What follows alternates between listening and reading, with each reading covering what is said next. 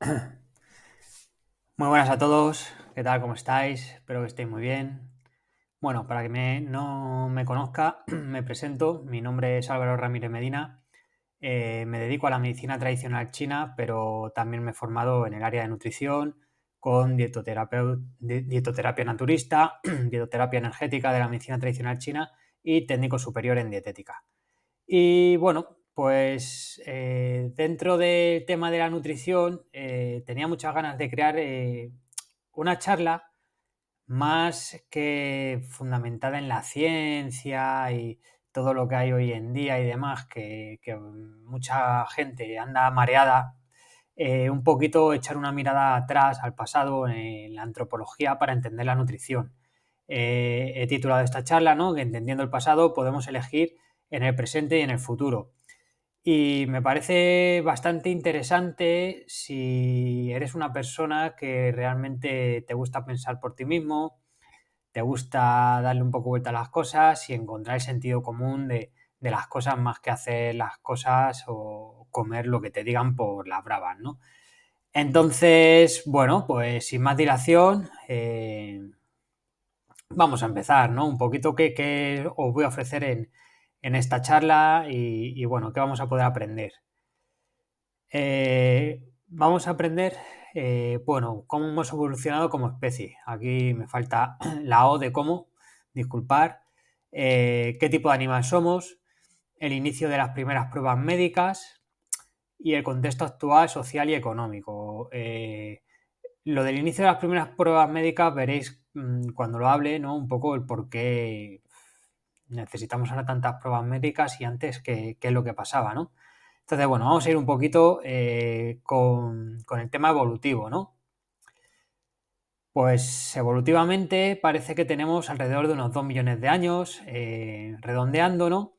Y aunque físicamente no tenemos nada que ver, genéticamente compartimos bastante de lo que fuimos a lo largo de la evolución y cuyas características son las siguientes. A nivel fisiológico, ¿qué es lo que nos interesa? Bueno, pues somos mamíferos, se nos denomina cazadores-recolectores, tenemos unas adaptaciones únicas para la resistencia, capacidad de sudar, de correr largas distancias a ritmos bajos y aguantar largos periodos sin comer y algo más sin beber. Esto último lo compartimos con la mayoría de mamíferos y otras especies. Si tuviera que agruparlo en una frase que definiera al ser humano a nivel fisiológico sería la siguiente. El ser humano es una máquina perfecta adaptada a la carencia por encima de la opulencia y hecha para moverse durante mucho tiempo en ritmos aeróbicos suaves. Bueno, creo que aquí ya vamos entendiendo y viendo un poquito de lo que trata esta charla, ¿no? Estamos preparados para la carencia, el ser humano siempre ha vivido en épocas de carencia, también en épocas de opulencia, pero nunca ha vivido en lo que se denomina en el contexto actual en Occidente, en esta calidad de vida, ¿no? Abrir la nevera y tener comida, no tener que moverte, llamar por teléfono y que te traigan comida chatarra a casa, ¿no? Una calidad de vida tremenda, ¿no? Y entonces, ¿qué está pasando? Pues que a lo mejor hay que echar una mirada al pasado para entender qué debemos hacer para mejorar nuestra salud. Y esto va muy en pro de la terapia TIDE, ¿no? Que tengo la charla también ahí colgada, sobre el tema nutricional en la terapia TIDE, que es lo que se va a tratar de enseñar a la persona que se ponga en manos y quiera realmente mejorar su vida y frenar el envejecimiento, ¿no? Pues vamos a ir viendo un poquito más. Si observamos a nuestros antepasados, bueno, pues a tribus nómadas, que hoy en día nos podemos fijar en los masái o en tribus amazónicas, que son los que más se asemejan al estilo de vida original de nuestra especie, podemos observar lo siguiente. Andan grandes cantidades de pasos al día. Cargan con leña, piedras, barro y ramas para hacer sus casas. En las cacerías recorren mucha distancia, a veces corriendo tras la presa herida o para desgastarla antes de cazarla. Rara vez hacen ejercicios extremos tipo HIIT, ya que eso está reservado para, por ejemplo, una pelea entre tribus o entre otro miembro de otra tribu, peleas con fieras, huida de depredadores, etcétera. Algo que necesitemos potencia en muy poco tiempo, ¿no? Pero normalmente es movimiento, movimiento, movimiento, pero a bajas pulsaciones. Para eso hemos evolucionado y estamos diseñados para un movimiento a diario y comer después de ganártelo, nada de estar comiendo todo el día. Mirad, no hay ningún animal en la naturaleza que se despierte y empiece a comer. Incluso los simios, ¿no? Los chimpancés y demás, tienen que buscar sus árboles, sus plantas y demás, y luego se tiran comiendo ahí largas horas. Pero no hay nadie que abra la nevera nada más despertarse o ningún animal que tenga un resto de cena del día anterior para, para comer, ¿no? Entonces, bueno, son cosas que tenemos que ir un poco prestando sentido común. Si es que al final todo es sentido común, de verdad os lo digo. Después de todos los cursos que me he hecho, al final, como no apliques el sentido común, estás muy perdido y vas a hacer lo que te digan que hagas sin pensar. Y así mal vamos. A pesar de esto, de la evolución, el ser humano ha sobrevivido, o sea, a pesar de estas hambrunas, de esta carencia y demás, hemos sobrevivido a hambrunas, a sequías, a glaciaciones, guerras, pandemias, sin la necesidad de comer 5 veces al día, contar calorías, analíticas de sangre, pruebas de glucosa. Ahora ya lo último de lo último es llevar todo el día un parche que te esté midiendo la glucosa que tienes, hagas ejercicio o no hagas ejercicio. Bueno, ya es que es 24 horas al día monitorizados y bueno, antes qué pasaba, ¿no? Pues aquí os pongo un ejemplo. ¿Os imagináis a los espartanos de Leónidas ahí en las Termópilas defendiendo ese paso, ¿no? Contra Jerjes y diciendo, uff, hoy me faltan calorías, joder, Leónidas, que hoy no he comido 5 veces al día, no voy a poder con la lanza, ¿no?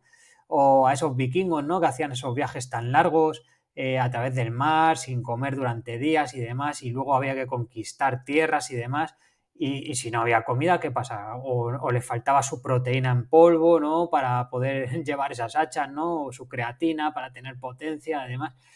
O esas legiones romanas que se iban andando cientos de kilómetros a proteger las fronteras y demás, ¿no? Y bueno, aquí tenemos a las tribus, ¿no? Pues masáis y demás, ¿no? Entonces, bueno, siempre mirar al pasado y ver qué pasaba, ¿no? Con toda esta gente y cómo hemos conseguido evolucionar nos puede hacer un poco entender si hoy podemos hacer cosas para volver un poquito a ese estado de salud, ¿no? Que es el que le corresponde al ser humano, ¿no? Bueno, y ahora que ya sabemos lo que somos y lo que debemos hacer, vamos a ver qué sería lo recomendable comer, ¿no? Bien, cazadores recolectores, pero ¿más cazadores o más recolectores? Aquí os hago yo una pregunta. Si tenéis que, por ejemplo, cazar a una presa, ¿no? Que suponga andar 10 o 15 kilómetros, buscarla, tirarle una flecha, a ver si la matamos. Si no la matamos y está herida, ir detrás suya. Si es, por ejemplo, un tipo jabalí o algo así, a ver que no nos ataque. Y porque si nos ataca la naturaleza, sabemos que tenemos problemas luego, si nos rompe un brazo o tal, no hay hospitales y demás o buscar un árbol, unas raíces, unas plantas, unas hojas, que más que nada es inocuo y vamos a poder recolectar. Bueno, pues aquí ya os lo digo yo, que yo elegiría el poder recolectar y dejaría la caza para lo último. ¿Pero qué nos cuentan las heces fosilizadas? Pues efectivamente esto. Se han encontrado restos de heces hechas fósiles, perdón, y lo que se puede apreciar es que hay unas cantidades de fibra muy altas, muchísimo más altas de las que se recomiendan hoy. De hecho, unas cantidades de fibra que podrían rondar hasta los 100 gramos diarios de fibra, ¿no? Entonces, se evidencia que se comía bastante alimento vegetal porque a lo mejor era más fácil de encontrar y porque suponía menos riesgos, ¿no? Y aquí os lo dejo, ¿no? Si tuviéramos que elegir entre ir de caza con los riesgos que supone o recoger hojas y raíces y tubérculos, pues elegiríamos para evitar lesionarnos la segunda opción. Luego también pues nuestra dentadura puede hablar un poco de lo que somos, ¿no? Ahí tenéis diferentes tipos de dentadura de diferentes animales. Y bueno, pues evolutivamente se nos puede meter en el grupo de omnívoros, que sería una definición aceptada, pero parece ser que la carroña, los órganos de animales, huevos, frutas y verduras, miel y frutos secos sería lo que podremos digerir mejor de forma cruda. Porque, por ejemplo, ni la carne ni el pescado crudo podemos, dijéramos, masticarla. Y no sé si alguno habéis ido a un restaurante y os gusta la carne poco hecha, pero la carne poco hecha se mastica y prácticamente se traga entera, como la carne muy hecha no, pero bueno, realmente como deberíamos de comer la carne es poco hecha. Por eso el tema de los órganos, sí, porque, por ejemplo, el hígado, el corazón y demás son mucho más fáciles de masticar. Y la carroña ya, que es carne en putrefacción, pues también es más fácil de masticar, ¿no? Entonces, seríamos omnívoros, pero más carroñeros que cazadores, órganos de animales, oportunistas, huevos, frutas y verduras, miel y frutos secos sería lo que podemos asimilar y digerir de forma cruda, dijéramos, gracias a nuestra dentadura y a nuestro sistema digestivo. Mirad, aquí os dejo una gráfica un poquito sobre el aprovisionamiento humano de los alimentos desde nuestra evolución hasta los días de hoy, ¿no? El verde es la recolección, forrajeo y carroñeo, ¿vale? El rojo es caza y pesca.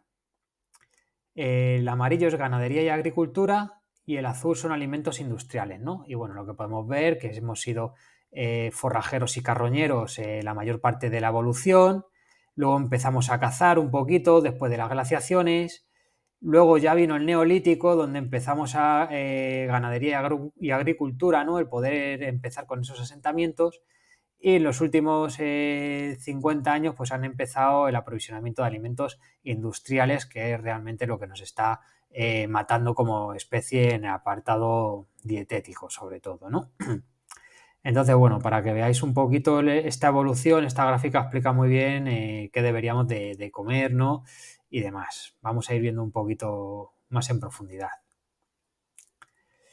Luego la introducción del fuego pues hizo que esa carne cruda la pudiéramos comer como carne magra. De hecho, puedo decir que, por ejemplo, los esquimales, la carne magra de sus presas se la dan a los perros y ellos se comen sobre todo la grasa y los órganos, ¿vale? Por eso comen muchas veces crudo, porque pueden comer eso, no hay quien masticara un cacho de músculo de una foca, ¿no? Entonces eso es para los perros. Luego los cereales, los tubérculos y las legumbres ya las pudimos cocinar y es un hecho que gracias al fuego conseguimos conquistar todo el planeta, adaptándonos a lo que había cuando lo había y a poder tener asentamientos fijos cerca de ríos o fuentes de agua potable. Aquí recalco, ¿no? Que si, por ejemplo, los cereales, las legumbres y los tubérculos fueran tan malos como hoy en día algunas corrientes nos sugieren, ¿no? Que no hay que comerlos y demás, no habríamos evolucionado como especie ni las zonas más longevas actuales del planeta basaran su alimentación en este tipo de productos junto con la abundancia de frutas y verduras y en menor proporción productos animales que ellos mismos crían y pescan, aunque hay más factores aparte de tener en cuenta la alimentación para llegar a la longevidad y uno principal de ellos es el movimiento, ya lo hemos dicho y lo sigo recalcando. Aquí, para que le interese, pues están las zonas azules, que lo podéis buscar en internet, ¿no? Hay 5 zonas azules en el planeta, que son zonas donde la gente llega a edades muy avanzadas con salud es que se valen por sí mismos, ¿no? No como llegamos en muchas zonas de Occidente, que sí que puedes llegar a los 90 años, pero los últimos 10 o 15 años eres un muerto en vida que te mantienen vivos los fármacos prácticamente, ¿no? Pues aquí no, aquí mueren prácticamente sin ningún tipo de farmacología, ¿no? Y mueren valiéndose por sí mismos, ¿no? Entonces podéis ver un poquito, si busquéis por internet, qué tipo de alimentación llevan esta gente. Alimentación local, sobre todo, hay todas las corrientes, pero mucha fruta, mucha verdura, muchos cereales, muchos tubérculos y muchas legumbres, y luego unos son totalmente veganos y otros pues recurren a productos animales que ellos mismos crían, ¿no? Bueno, hasta aquí, ¿no? Un poco evolutivamente lo que debemos hacer, ¿no?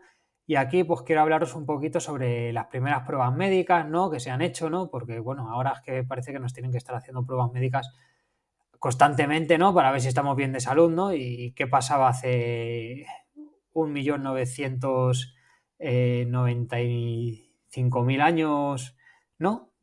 Sin tener ninguna prueba, cómo hemos sobrevivido, ¿no? Bueno, pues los primeros análisis clínicos datan de finales del siglo XVIII en Europa. En lo que se refiere a la tipología de análisis clínicos, tenemos lo siguiente: los análisis de orina, que se empezó a medir la albúmina, las metilcetonas, la bilirrubina y la urea, y los análisis de sangre donde empezaron a medir glucosa, colesterol, pH y etcétera. Son un gran avance, pero debemos mirar atrás, lo que os he comentado, ¿no? Y hace 2.000 millones de años, sin ellos hemos evolucionado 2 millones de años, perdón, y sobreviviendo a grandes cataclismos, quizás necesarios para la evolución natural. Con esto no quiero decir que estoy en contra de la medicina, ¿no? Gracias a la medicina moderna, las analíticas, los antibióticos e intervenciones quirúrgicas de urgencia se consiguen salvar miles de vidas al año. Estoy totalmente a favor de su uso, pero veremos que otra mucha medicina es totalmente prescindible si hiciéramos las cosas de otra forma. Y aquí es a lo que me refiero, ¿no? A cuidar de nosotros mismos y a intentar evitar un poquito esa polimedicación totalmente prescindible que aquí en Occidente se nos brinda, ¿no? Y la cogemos con mucho gusto sin pensar en los efectos secundarios, ¿no? En el contexto actual, ¿qué podemos hacer, no? En el año 2023 en Occidente. Pues aquí recalco, movimiento, movimiento y más movimiento. Si me tuviera que pronunciar entre llevar una alimentación muy pulcra y muy saludable o llevar una alimentación más o menos estándar y moverse mucho, desde luego lo que va a marcar la diferencia es moverse mucho. Muchísimo más que una comida muy pulcra, ¿vale? Otra de las cosas que debemos de hacer es empezar a dar carencia a nuestro cuerpo para darle lo que evolutivamente está diseñado, que es la autofagia, la regeneración y comida abundante cuando toca. Hay que empezar a aprender a ayunar. Huir de cualquier corriente radical que fomente el consumo de productos animales como principal fuente de alimentos basándose en que somos cazadores-recolectores, pues tienen muy poquita evidencia y ahora desmontaremos un poquito el mito, ¿no? Y llevar una alimentación lo más plant-based posible dentro de que nos sintamos cómodos, vegana, vegetariana, flexi-vegetariana, y demás. Plant-based me refiero a una alimentación vegana, pero sin meter alimentos procesados, o sea, basándose en frutas, verduras, granos, tubérculos, frutos secos y semillas, sobre todo, ¿vale? Bueno, aquí os dejo algo que creo en ello, a ciencia, a fe ciega, ¿no? Que es que el movimiento más la reducción de la ingesta calórica posiblemente sea la política de salud pública más potente que se pudiera lanzar a nivel mundial. Evitaría cientos de millones de muertes al año, pero más interesante aún que aportaría salud a los vivos. Reduciría los costes en salud pública drásticamente y aumentaría la posibilidad de ofrecer al tercer mundo más alimentos y de calidad. ¿Por qué? Porque si nosotros comemos mucho, pues vamos a poder dar más a los que no tienen. Pero bueno, en un mundo de abundancia, que nos digan que hoy el tercer mundo no tiene comida,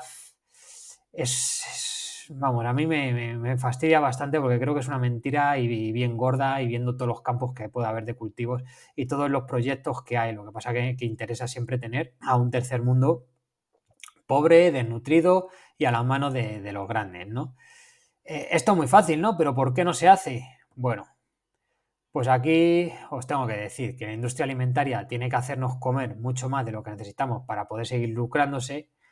Y la industria farmacéutica tiene que seguir lucrándose vendiendo fármacos que contrarresten los excesos alimentarios y nos mantengan vivos para poder seguir consumiendo. Esto drásticamente y tristemente es así y bueno, pues os lo tengo que comentar porque bueno, os lo voy a argumentar además en las siguientes gráficas. La gráfica de la izquierda, esto es sacado de la OMS, de la página web de la OMS, son las principales causas de muerte en los países de ingresos bajos, ¿no? En los países del tercer mundo, países pobres, ¿no? Afecciones neonatales, infecciones, cardiopatías, accidentes cerebrovasculares, enfermedades diarreicas y demás, ¿no? Un poquito con el tema de, sobre todo, bacterias, infecciones, problemas con los niños al nacer, desnutrición infantil, ¿no? Y demás. Todo esto, pues bueno, se podría llevar de otra manera. Y la gráfica de la derecha es las principales causas de muerte en los países de ingresos medios altos. Cardiopatía isquémica, accidente cerebrovascular, enfermedad pulmonar obstructiva, cánceres, infecciones de las vías respiratorias, diabetes, cardiopatías hipertensivas, enfermedad de Alzheimer, cáncer de estómago y lesiones por accidentes de tráfico. Vamos a ver, las primeras 6 o 7 bueno, las primeras 9, si nos moviéramos más y comiéramos menos, desde luego que se reducirían drásticamente. Entonces, por eso quería decir que la política de salud más eficaz que se puede lanzar es que la gente coma menos y se mueva más, obviamente. ¿Esto cómo se podría hacer? Bueno, pues los médicos deberían de tener más poder para poder, en vez de recetar a las bravas, que es lo que la gente quiere, medicamentos para poder seguir llevando los estilos de vida totalmente tóxicos que llevan, que el médico dijera: no te voy a recetar nada y te voy a dar este plan que lo tienes que hacer durante 6 meses y seguro que se corrige tu colesterol, tu azúcar o tu hipertensión, ¿no? Pero como hoy en día no pueden, no es culpa de los médicos, sino culpa del sistema, ¿no? Que lo que se quiere es que se receten fármacos y la gente quiere que le receten fármacos. Para que os hagáis una idea de la opulencia y el desfase a la hora de comer, ¿no? Pues os voy a sacar unos datos aquí en España para que tengáis claro un poquito por qué hablamos de lo que hablamos, ¿no? ¿Cuántos bares hay en España? Bueno, pues unos 280.000, que es más o menos uno por cada 175 personas aproximadamente. Hay 483 McDonald's, 900 Burger Kings, 700 Telepizza, 147 Domino's, 247 Kentucky Fried Chicken. Bueno, estos son los más famosos, ¿no? Pero bueno, si te pones a tirar del hilo, pues sacarás un montón de más de comidas de cadenas de comida chatarra, ¿no? Que lo único que hacen es enfermarte. Y luego hay farmacias, pues unas 22.200 farmacias aproximadamente. Para que os hagáis un poco la idea, ¿no? Entre lo que nos enferma y lo que nos cura, ¿no? Hay mucho de todo eso. Por otro lado, lo de comer 5 veces al día de todo, discurso que se promueve desde las FPs y las carreras de nutrición, parece que tampoco funciona, ¿no? Si no, no estaríamos como estábamos. Y aquí os quería hacer yo una pregunta, ¿no? En las grandes superficies, ¿qué tanto por ciento de alimentos naturales realmente se venden? Vosotros cuando vais a cualquier tipo grande superficie, no voy a decir nombres, realmente dentro, en las estanterías y en cuánto de todo realmente son alimentos naturales. No sé, el 30% de lo que venden o así. No sé si llegará a ese 30%. Y luego, ¿alguna vez habéis evaluado el contenido del carro de la compra y habéis mirado a la persona que lo ha llenado si corresponde un poquito el patrón, un carro lleno de comida chatarra con obesidad o no? Pues si no lo habéis hecho, empezar a hacerlo y veréis qué relaciones más significativas. ¿Y habéis visto a, sobre todo, los hijos de esas personas? ¿Creéis que es genética o creéis que si un adulto es obeso porque su carro de la compra nada más que lleva porquería, su hijo va a ser obeso porque nada más que come porquería? ¿O creéis que tiene genéticamente algo que ver? Yo creo que es más lo primero. Bueno, aquí os dejo un poquito las grandes multinacionales, ¿no? Y todas sus marcas. Esto está sacado de la web de Oxfam. Y para que veáis que al final son 10 marcas las que controlan el mundo nutricional, ¿no? Son muy poderosas y bueno, pues así estamos como estamos, ¿no? Al final pueden untar a todo el mundo porque controlan todo. Aquí tenemos un poquito estadísticas sobre la diabetes en España, en hombres, mujeres y en el total, ¿no? Y por franjas de edad. Y como podemos ver, pues que hay unos valores bastante altos, ¿no? En franjas de edad del veintitantos por ciento, en las franjas de edad de entre los 65 y 74 años, cercanos al 20% en otras franjas y demás, y bueno, una auténtica locura el tema de la diabetes, ¿no? Y luego también el índice de masa corporal, la de la derecha, donde podemos ver que entre sobrepeso, que el sobrepeso ya es algo peligroso, lo que pasa es que como mucha gente tiene sobrepeso, se ve normal, y la obesidad, pues juntamos, bueno, pues el 60 al 65% de los adultos, ¿no?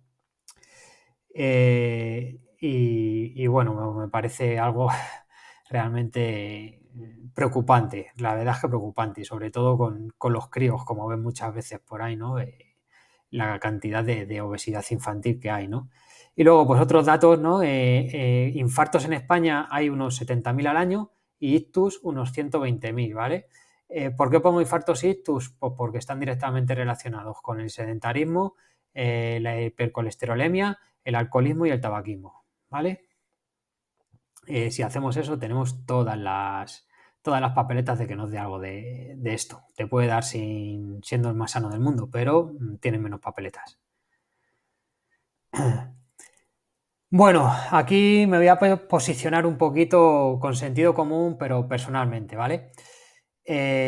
Corrientes pro animales felices, ¿no? Ahora hay mucho en la web, ¿no? PNIs, paleos, ketos, carnívoros, que dicen, yo como animales felices. Bueno, pues aquí os quiero hablar un poquito a nivel personal, que no creo que un animal, por muy en el campo que esté, son sacrificados la mayoría de animales que comemos, por no decir todos, entre su infancia y el principio de su adolescencia, ¿no? O en caso de los cochinillos, con días de vida. Entonces, creo que ninguno de esos animales, justo antes de que les fueran a matar, si les hicieran una pregunta y pudieran contestar si se han considerado felices, siendo sacrificados, siendo unos niños, podrían decir que sí, ¿no? Entonces, bueno, ya basta de falacias también y de mentiras y de mentirte a ti mismo, ¿no? Porque, bueno, el que lo haga por salud, pues mira, si quieres comer productos animales y te puedes permitir que sean ecológicos, pues mejor, por lo menos no te vas a estar envenenando, ¿no? Porque el que coma animales de precio económico, siguiendo estas corrientes paleos, ketos y demás, que casi todos tienen un poder adquisitivo bastante alto, pues bueno, lo que al menos que sepas que si comes animales baratos, estás comiendo animales bastante polimedicados, porque están hacinados, ¿no? Alimentados con pienso de origen transgénico, ya que la mayoría de soja y maíz transgénico va destinado al pienso animal, engordados en contra de su voluntad y hacinados en unas condiciones bastante poco éticas y saludables. Pero claro, a día de hoy es la única manera de alimentar a un mercado demandante de proteína animal y tan sobrealimentado. Quizás si empezáramos a comer un poquito menos, pues podríamos comer algo de más calidad.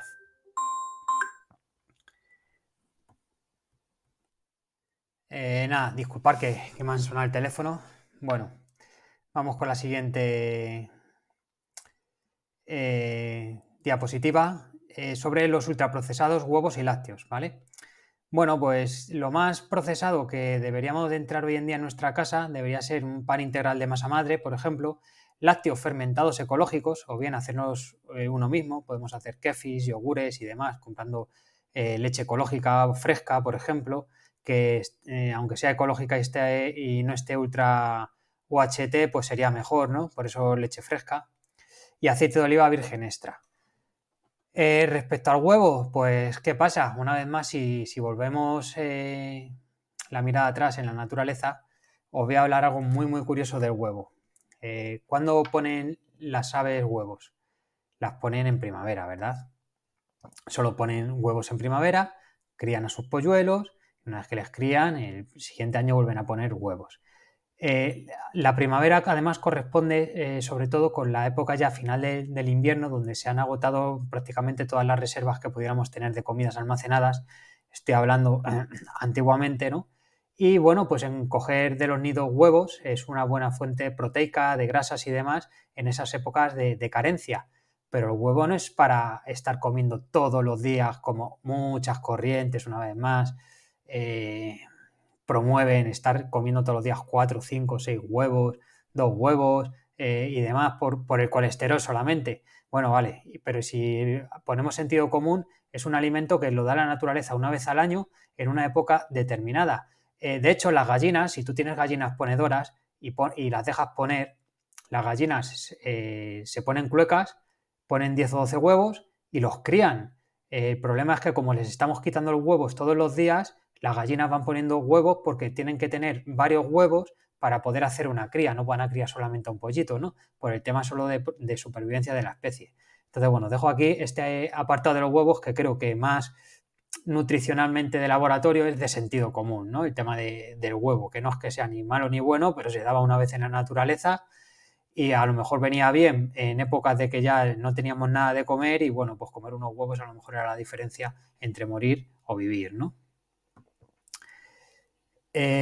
Entonces, ya para finalizar, ¿qué es lo que hacemos? Bueno, lo más importante es el movimiento, por lo que muévete más, bastante más de lo que dice la OMS. Aprende a ayunar sin miedo, esto es súper importante. Si no puedes tú solo, busca a alguien que lo practique. y que te ayude poco a poco a ir espaciando comidas y conociéndote a ti mismo. El ayuno es salud y se practica desde que el mundo es mundo, a veces de forma obligada y otras veces de forma religiosa y otras por temas de salud. Vamos a ver, tenemos reservas suficientes como para estar días sin comer, así que por hacer un ayuno de 18, de 24 horas, una o dos veces a la semana, no pasa absolutamente nada. Además, ayunar no es restringir calorías, ayunar simplemente es aumentar las horas que estamos sin comer. Luego puedes comer perfectamente, ¿no? Una comida copiosa, de hecho te va a sentar fenomenal si tu estómago está más vacío. Y luego dentro de la ética y la moral, pues lleva una alimentación lo más plant-based posible, ¿no? Plant-based, como dicen en inglés, vegetariana, vegana, flexi-vegetariana y demás, fuera de procesados y ultraprocesados como norma general. Aquí os quiero decir algo muy, muy importante. Lo más importante, o sea, lo que intentaba transmitir con esta charla, lo que intento transmitir con esta charla, y espero que si has llegado hasta aquí, te haya llegado, es que hay que pensar por uno mismo, informarse por uno mismo y emplear el sentido común. Y una mirada al pasado parece, parece que pensar por uno mismo a veces da resultados y bueno, muchas veces hay que empezar a hilar, pero es que hoy en día con el tema nutricional nos tienen mareados, o sea, de una manera, y es todo muy, muy sencillo. ¿Qué hacían nuestros ancestros para intentar en la vida actual, sin volvernos locos, llevarlo a cabo? Comer alimentos naturales, comer mucha fruta y mucha verdura, porque era lo que más había, moverse mucho, ayunar, pues bueno, pues estas cosas vamos a implementarlas. Solo con eso va a mejorar tu calidad de vida, ¿vale? Y bueno, aquí os quería dejar sobre la restricción calórica, lo que se ha comprobado, ¿no? Y el ayuno, y cuando entramos en autofagia, lo que se ha comprobado en animales que sea, incluso en humanos, ¿no? Que se ha probado. Bueno, pues en las levaduras multiplica su vida por 3, en los gusanillos esos también multiplica la vida por 2 y por 3, en las moscas por 2, en la esperanza de vida de los ratones se aumenta entre un 30 y un 40%, en los primates se mejoran ciertos parámetros y en los humanos se ve que revierte muchísimas enfermedades. Entonces, es que estamos preparados para ello, no es que sea algo milagroso, es que es lo natural nuestro, es lo que tenemos que entender, que el comer poco y movernos mucho es lo natural nuestro. Ese es el mensaje, si os tenéis que quedar con algo, ¿no? Entonces, nada, desde aquí os quiero dar las gracias a todos. Espero haber transmitido lo que quería, que no es una charla técnica de nutrición, sino una charla que os ayude a movilizar esta para entender un poquito y ver lo que tenemos que hacer o lo que no tenemos que hacer con nuestros cuerpos. Que no os pongáis excusas, que hay que realizar cambios porque la sociedad no está bien y si hacemos lo mismo estaremos igual. Entonces hay que hacer cosas diferentes, ¿no? Para lograr resultados diferentes. Y nada, muchísimas gracias por todo. En las descripciones del vídeo os dejo todos mis contactos y demás, y por el que quiera saber un poquito más de mí. Y bueno, os deseo a todos lo mejor. Chao.